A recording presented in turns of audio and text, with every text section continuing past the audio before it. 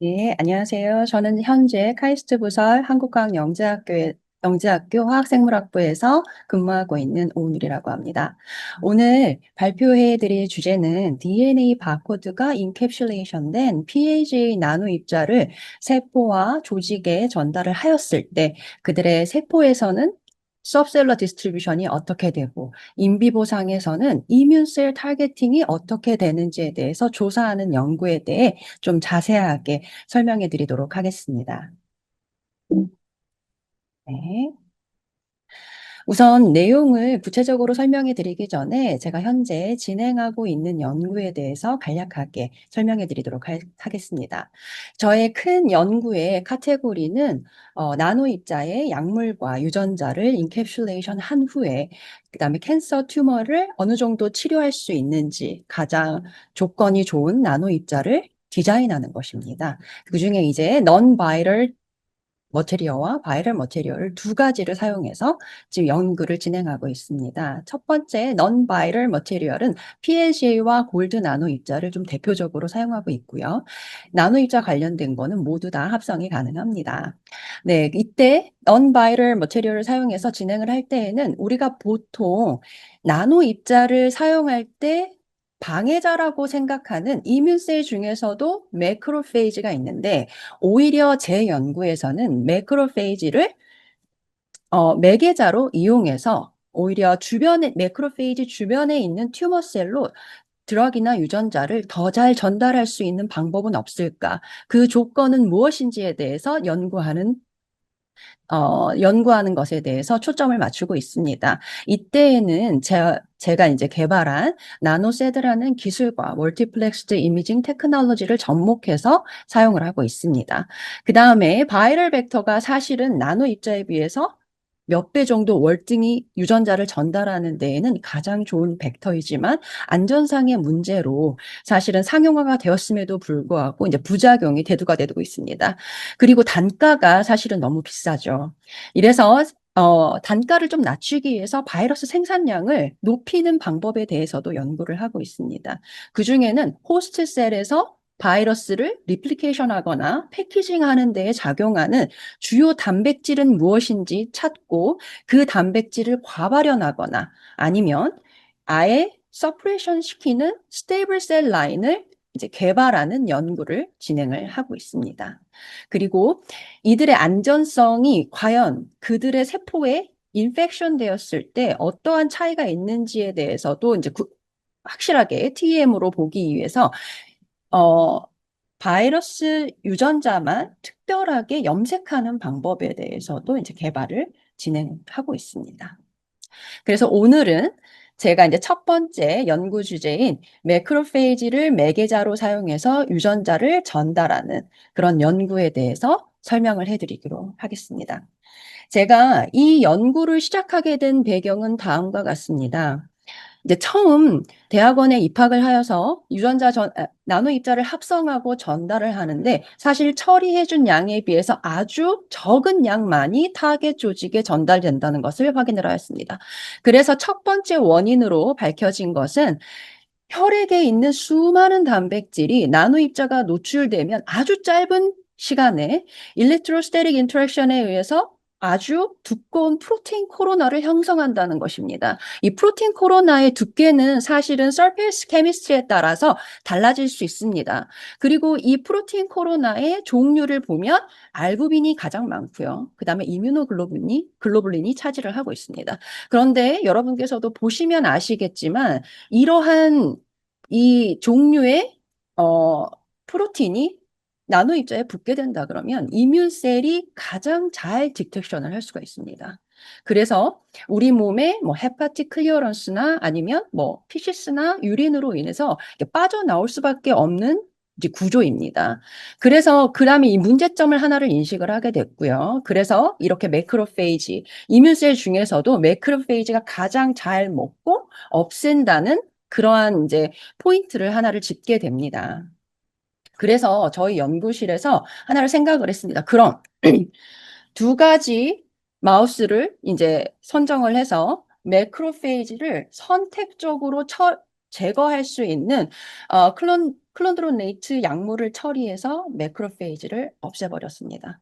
그런 다음에 이제 컨트롤 그룹으로는 이제 매크로페이지가 보존된 이제 그룹을 사용을 하였고요. 이렇게 된다 그러면 매크로페이지 예상을 하기로는 매크로페이지가 없는 쥐에서 오히려 튜머 조직으로 나노 입자가 더 많이 전달이 되지 않을까 하는 생각을 하게 되었습니다. 그런데 여기 결과를 보시면 아시겠지만 포인트 뷰를 좀 사용하도록 하겠습니다. 네. 네. 오히려 매크로페이지를 전부 다 제거했다고 생각하는 실험군에서 이렇게 나노 입자의 전달량이 튜머 조직에서 더 낮다는 것을 확인을 하게 되었습니다. 그럼 매크로페이지의 기능이 어떤 것이 있기 때문에 오히려 우리가 예상하는 것과 반대되는 결과가 나왔을까라고 생각을 해보았을 때 조직에 머무는 매크로페이지에는 크게 두 가지 타입이 있을 수 있습니다. 하나는 M1 타입의 매크로페이지와 다른 하나는 M2 타입의 매크로페이지입니다. 우리가 잘 알고 있듯이 외부에서 물질이 왔을 때 업테이크를 하고 이들을 표면에 발현을 시켜서 이뮨 액티베이션을 시키는 건 주로 M1 매크로페이지가 담당을 하고 있습니다. 근데 반면에 조직을 리모델링하고 어떠한 부분에 대해서 조직의 어떤 그로스를 도와주는 역할을 하는 M2 매크로페이지도 조직에 존재를 합니다.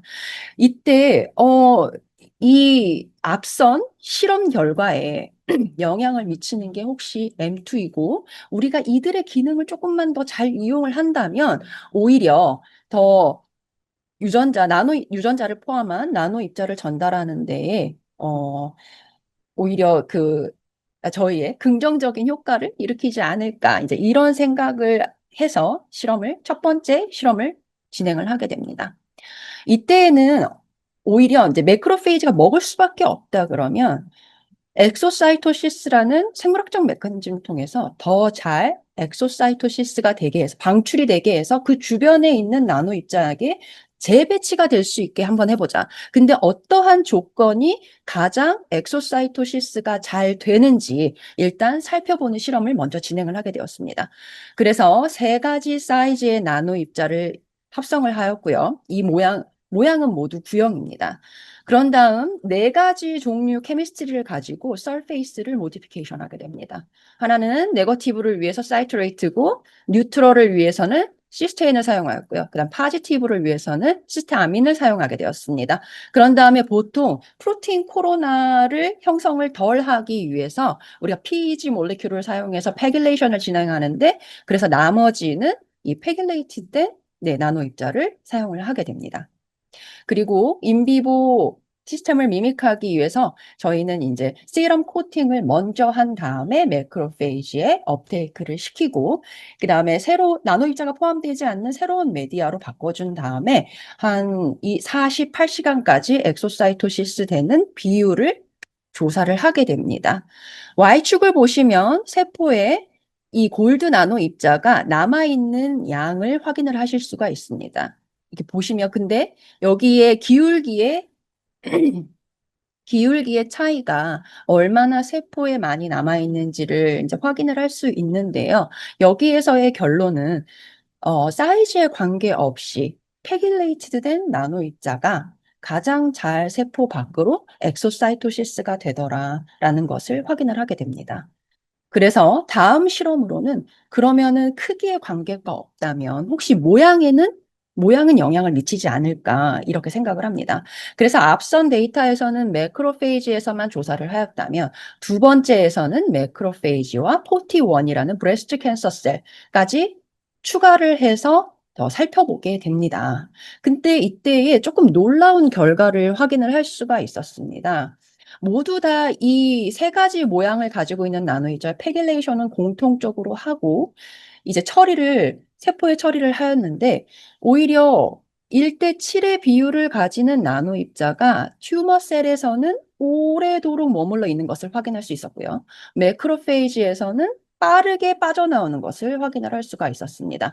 그래서 인비보 실험으로 진행해서 살펴볼 때에는 헤파토사이트 이제 간에서 보통은 이러한 크기, 10나노미터 이상의 크기는 보통 헤파틱 클리어런스 시스템을 통해서 피시스로 빠져나오게 됩니다. 그래서 간 조직을 떼어내서 거기에서 헤파토사이트와 매크로페이진 쿠퍼셀을 분리를 해서 이네들이 머무는 시간을 확인을 하게 됩니다. 그랬더니 놀랍게도 헤파토사이트에서도 1대7의 비율을 가지는 나노 입자가 가장 잘 빠져나오고 가장 잘 피시스로 빠져나오는 것을 확인을 할 수 있었습니다. 반면에 튜머셀에서는 가장 오래 머물고 있는 것을 확인을 할 수가 있었습니다. 그래서 이러한 개념 발견을 적용을 해서 오히려 재배치되는 시간을 충분히 주고 레이저를 조사해서 나노 입자의 포토터멀 이펙트를 이용을 한다면 혹시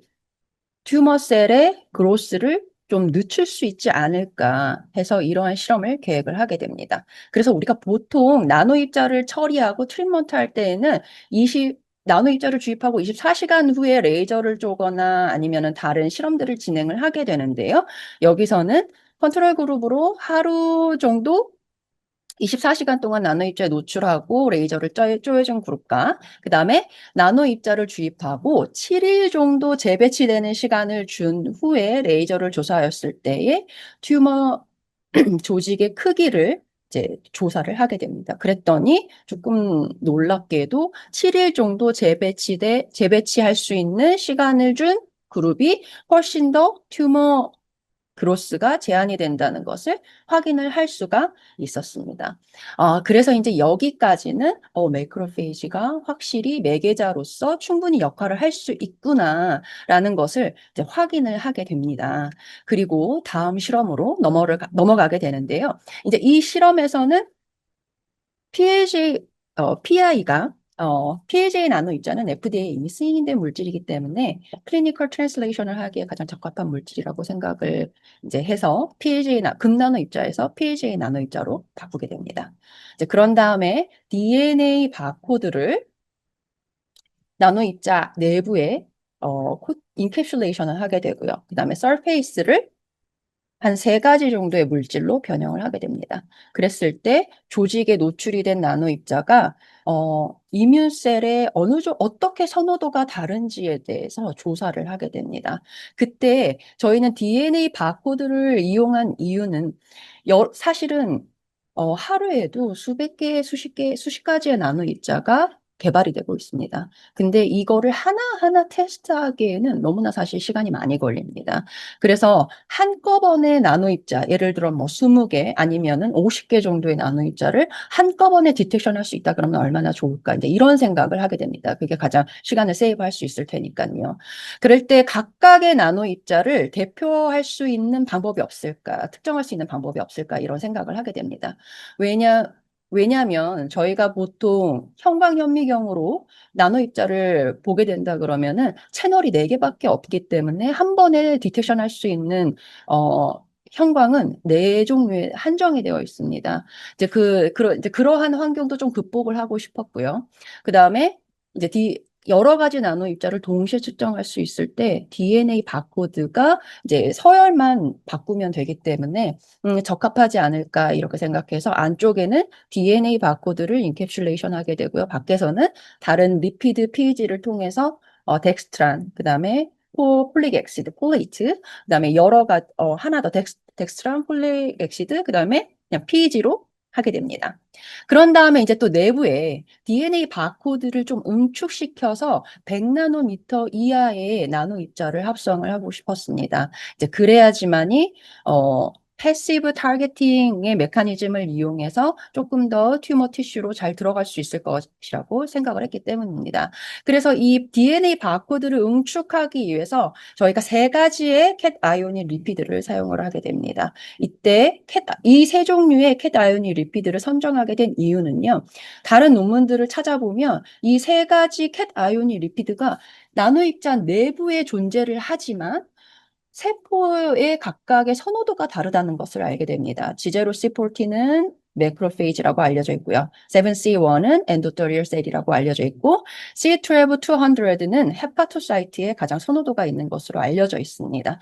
그런데 이제 저희가 여기에서는 렁 캔서에 집중을 하였는데요. 렁 캔서에서 어떤 종류의 세포의 선호도가 있는지는 알려져 있지 않았기 때문에 이 세 개를 선정을 하여서 DNA 바코드를 컴팩트하게 만들어서 이제 PLGA 나노 입자를 만들게 되었습니다.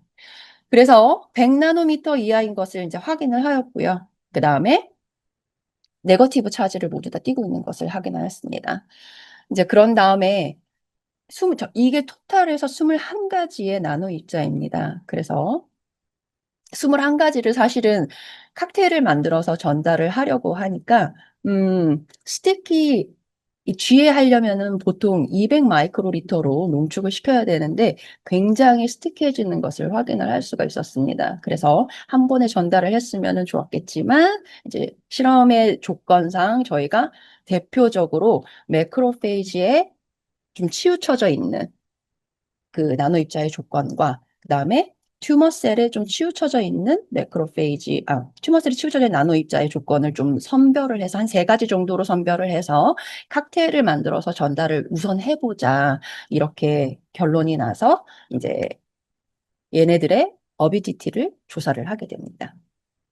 이래서 왼쪽에서는 두 개를 똑같이 보시면은 가장 7C1로 응축이 되어 DNA 바코드가 응축이 되어 있고 폴레이트로 서페이스 케미스트리가 변형이 되어 있는 애들이 이제 가장 잘 매크로페이지와 튜머셀에서 먹는 것을 확인할 수 있었습니다. 그리고 이제 21가지를 쭉 이렇게 스크리닝을 qPCR로 통해서 했고요.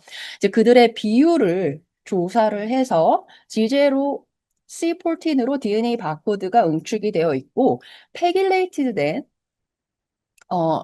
나노 입자가 튜머의 선호도가 조금 더 높은 것을 확인할 수 있었습니다. 그런 다음 7C1으로 응축이 되어 있고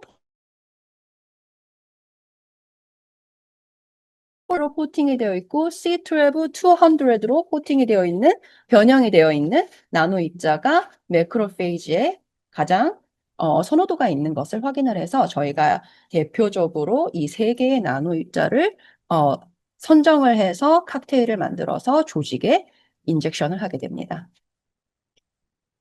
그 다음에 저희가 조직을 실험할 때 좀 문제점이라고 대두가 되었던 것은 사실은 지금까지 뭐 컴포콜 마이크로스코프도 있지만 소량 저희가 인젝션한 양이 100개라고 한다 그러면 한두 개 정도가 튜머 조직에 전달이 됩니다. 이때 사실 한두 개가 전달이 되었어도 전달이 된 거지만 컴포콜 마이크로스코프의 어떤 딕텍션 리밋에 따라서 하나는 전달이 안 되고 2개부터는 전달이 되었다. 이렇게 판단이 될 수도 있는 거거든요. 그래서 기계의 해상도를 저희가 끌어올릴 수는 없기 때문에 이 DNA 바코드를 이용해서 시그널을 증폭을 시켜서 나노 입자를 디텍션을 한다 그러면 훨씬 더 정확도가 높아지지 않을까 이런 생각을 하게 됩니다. 그래서 DNA 바코드를 이용해서 프라이머리 체인지 리액션 사이클을 통해 얘네들을 이제 저희가 주로 사용한 거는 이제 기본적으로는 피쉬 기법을 사용을 하였고요. 이 피쉬 기법은 DNA 그 상부적인 DNA 서열이 이미저를 달고 있어서 이것들이 함께 붙어서 이제 플로로센스 마이크로스코프로 디텍션을 할 수 있는데 오히려 그 이미저를 많이 붙일 수 있는 템플레이트를 제작을 해서 이미저가 하나만 붙는 게 아니라 여러 개가 붙을 수 있어서 한 개의 나노 입자의 시그널을 한 15배까지 증폭을 시키는 이제 기술을 저희가 옵티마이제이션을 하게 됩니다.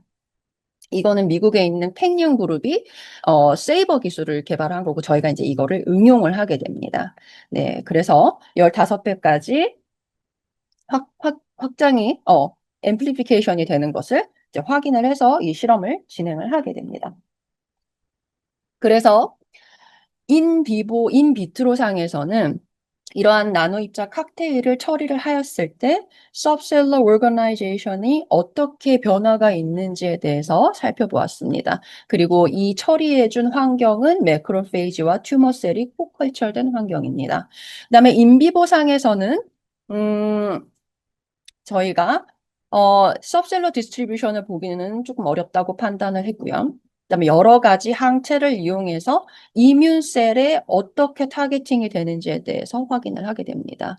근데 여기에서 첫 번째 제가 앞서 언급드린 것 중에 하나가 여러 가지 항체를 이용하고 세 가지의 나노 입자를 디텍션 했어야 했고, 오르가넬도 디텍션을 했어야 되기 때문에 거의 한 9가지 이상을 동시에 디텍션을 했어야 되는 상황이었습니다. 근데 여러분도 아시다시피 마이크로스코피가 4개의 채널을 가지고 있기 때문에 이것의 한계점을 극복하기 위해서 저희가 멀티플렉스드 사이클릭 이뮤노플로레센스 기법을 도입을 하게 됩니다. 그 기법에 대해서 좀 더 설명을 해드리면 이렇게 플로로센스의 블리칭되는 이피션시를 조금 생각을 해서 이런 계획을 짜게 됩니다. 그리고 이제 첫 번째 딕테션 하고자 하는 물질에 대해서 스테이닝하고 이렇게 확인을 한 다음에 그다음에 블리칭 과정을 거치고 또 리스테이닝을 해서 또 한 번 확인을 합니다. 이러한 과정 사이클을 여러 번 반복을 한 다음에 똑같은 X, Y 좌표에 있는 조직과 또는 세포를 멀지를 해서 이렇게 세그멘테이션을 진행을 하게 됩니다. 그래서 각각 싱글셀 레벨로 플로로센스 인텐시티를 저희가 추출할 수가 있습니다. 이제 그러한 자료를 바탕으로 저희가 조사를 한 결과 인비트로 상에서는 이렇게 PAG 나노 입자가 서페이스 케미스트리나 또는 안에 있는 캐다이온 리피드에 따라서 조직에 분포하는 게 다르다는 것을 세포에 분포하는 게 다르다는 것을 확인을 하게 되었습니다. 이제 첫 번째 매크로페이지에서는 G0 C14이 훨씬 더 선호도가 강했고요. 특히 라이소좀과 ER에 잘 분포한다는 것을 확인을 할 수 있었습니다. 그다음에 튜머 셀에서는 7C1과 C12-200가 되게 비슷한 패턴으로 반응을 하는데 레이트 엔도좀과 라이소좀에 많이 분포한다는 것을 확인을 할 수가 있었습니다. 네, 그래서 이거에 대해서 정리를 한 것이고요. 좀 선호도에 대해서도 저희가 이렇게 순위를 매겨보게 되었습니다. 그리고 인비보상에서 조사를 할 때 저희가 좀 고민이 많았던 이유 중에 하나는 인비보상은 굉장히 다이나믹한 환경입니다. 그렇기 때문에 저희가 M1 타입이다, M2 타입이다라고 되게 말하기가 항체를 가지고 여러 번의 스테이링을 통해서 얘네들을 정의를 하고 싶어도 얘네들이 그 주변의 환경에 의해서 어떠한 세포는 똑같은 농도를 가지고 있더라도 안티바디를 종류를 가지고 있더라도 그 농도가 다르다는 그런 생각을 하게 되었습니다. 그래서 덴드라이셀이다, T셀이다, 매크로페이지다 이렇게 정의를 하는 것보다는 그냥 이렇게 사용한 항체가 있고 없고로 이뮨셀을 조금 서타입을 나눠보자 이러한 생각을 하게 됩니다.